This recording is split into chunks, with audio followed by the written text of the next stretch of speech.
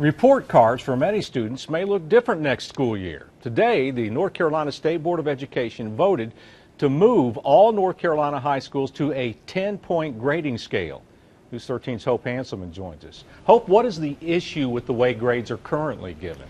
The problem is, Larry, North Carolina schools use a different system than many other states, a 7-point scale. So B students in North Carolina high schools may be scoring the same as some A students from, say, Atlanta high schools.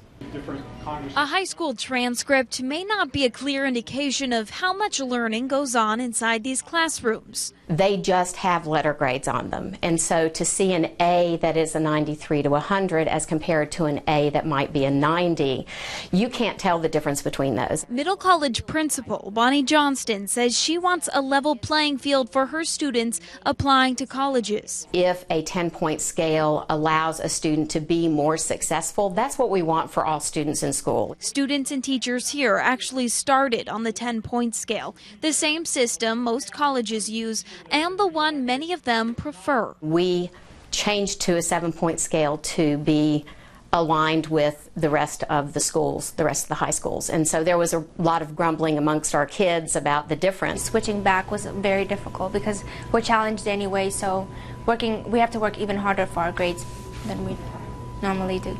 The new scale gives students more wiggle room before receiving a failing grade.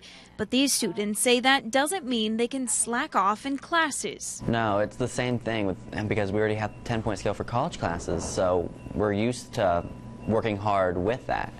It will reduce the stress and everyone will be able to do better. A change to report cards educators are hoping will encourage students, appeal to colleges, and maybe even make the refrigerator. Especially with whenever you get your report card, like having to explain to your parents that this would have been an A if they did not change it. Like a 92 would have been an A. Through that they want to get through.